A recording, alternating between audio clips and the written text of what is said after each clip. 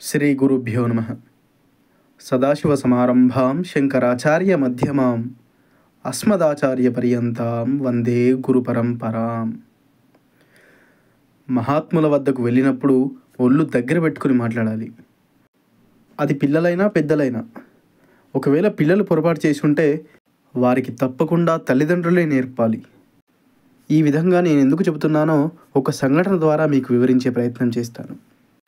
Video నచ్చినట్టయితే దయచేసి వీడియోని లైక్ చేసి ఇలాంటి మరెన్నో వీడియోల కోసం మన ఛానల్ని సబ్స్క్రైబ్ చేయండి. మీరు చేసే ప్రతి లైక్ అండ్ సబ్స్క్రైబ్ నేను మరిన్ని వీడియోలు చేసేందుకు నాకు ఉత్సాహాన్ని అందిస్తుంది. ఇక విషయంలోకి వెళితే, భారతదేశంలోని సాధుసంతులను వెతుక్కుంటూ వచ్చిన బ్రిటన్ పాత్రికేయుడైన పాల్ బ్రంటన్ స్మృతిగా అమెరికాలో పాల్ బ్రంటన్ మిషన్ అనే ఒక సంస్థ ఏర్పాటు చేయబడింది. బ్రంటన్ పరమాచార్య స్వామివారి దర్శనం చేసుకొని స్వామివారి ఆదేశానుసారం భగవాన్ రమణుల దగ్గరకు వెళ్ళి వారి అనుగ్రహానికి పాత్రుడయ్యారు. ప్రతి సంవత్సరం ఈ సంస్థ సభ్యులు కాంచీపురానికి వచ్చి 10-15 రోజుల పాటు ఇక్కడే ఉండి పరమాచార్య స్వామివారి దర్శనంతో పునీతులవుతారు. ఎప్పటిలాగే ఒకసారి పరమాచార్య స్వామివారి దర్శనానికి వారు కాంచీపురానికి వచ్చారు. ఒకరోజు మహాస్వామివారు అప్పట్లో శ్రీమఠంలో ఉన్న పారిజాత పూల చెట్టు కింద కూర్చొని వచ్చిన భక్తులందరికీ దర్శనం అనుగ్రహిస్తున్నారు. కళ్ళు మూసుకొని ధ్యానస్థితిలో కూర్చొని ఉన్నారు. దర్శనానికి వచ్చిన అమెరికా యువకులు కళ్ళు మూసుకొని ధ్యానమగ్నులై స్వామివారి చుట్టూ కూర్చొని ఉన్నారు. అక్కడంతా నిశ్శబ్దంగా ఉంది. ఎక్కడా చిన్న అలికిడి కూడా లేదు. స్వామివారి సేవకులైన బాలుమామ, వేదపురి మామ అక్కడి నుండి దూరంగా వచ్చి శ్రీమఠం వెలుపలికి వచ్చారు. వారి వద్దకు ఒక కారు వచ్చి ఆగింది. మధ్య వయస్సు గల దంపతులు, వారి 3 పిల్లలు కారు నుండి దిగారు. వారి వేషభాషలు, వేసుకున్న దుస్తువులను బట్టి ఆ పిల్లలు 3 పూర్తిగా పాశ్చాత్యీకరణకు చెందిన వారుగా తెలుస్తోంది. ఆ వచ్చిన వారు అక్కడ నిల్చొని ఉన్న బాలుమామ, వేదపురి మామలను చూశారు.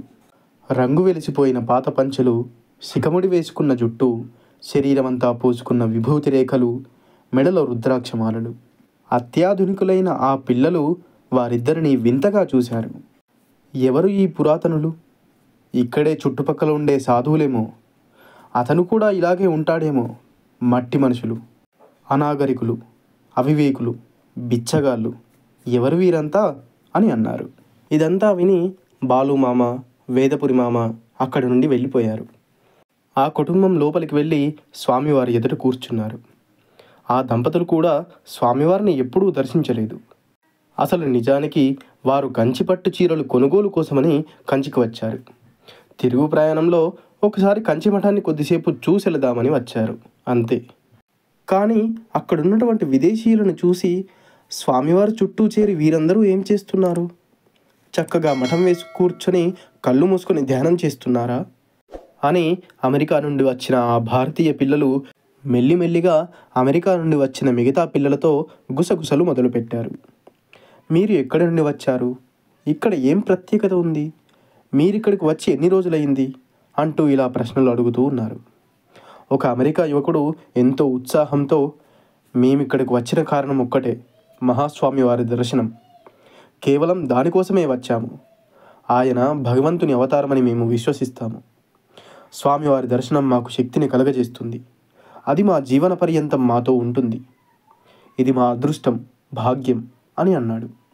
ఆ మాటలు వినగానే అప్పటి వరకు హేళన చేసిన ఆ విదేశాల నుండి వచ్చిన మన పిల్లలకు, అనగా భారతీయ పిల్లలకు జ్ఞానోదయమైంది. ఆహా, భారతదేశంలో ఉన్న సాధువును చూడడానికి అమెరికా నుండి వచ్చిన వారు వీరైతే ఈ స్వామి గురించి ఏమీ తెలియని భారతీయులం మేము, ఎంత సిగ్గుచేటు అని వారిలో వారే అనుకుంటూ ఉన్నారు. కొద్దిసేపటి తర్వాత స్వామివారు మౌనం వీడారు. ఆ పిల్లలను, వారి తల్లిదండ్రులను పలకరించి యోగక్షేమాలను అడిగి తెలుసుకున్నారు. కనురెప్పు వెయ్యడం కూడా మర్చిపోయి స్వామివారిని చూస్తూనే ఉన్నారు ఆ పిల్లలు. అది అంతటి శక్తివంతులు, అపారమైనటువంటి శక్తి స్వామివారిది. ఏదో తెలియని రసాయనిక చర్య జరిగింది అక్కడ. ఇప్పటి నుండి మేము ఎప్పుడు భారతదేశం వచ్చినా స్వామివారి దర్శనం లేకుండా తిరిగి వెళ్ళము అని వారికి వారు తీర్మానించుకున్నారు. ప్రసాదం తీసుకొని ఆ కుటుంబం శ్రీమఠం నుండి బయటకు రాగానే మరలా బాలుమామ, వేదపురి మామ కనబడ్డారు.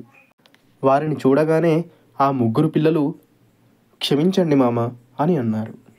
ఆ పిల్లల దృష్టిలో స్వామివారి దర్శనానికి ముందు వారు భిక్షగాళ్ళు, స్వామివారి అనుగ్రహ దృష్టికి పాత్రులైన తర్వాత మామగారులు అయ్యారు.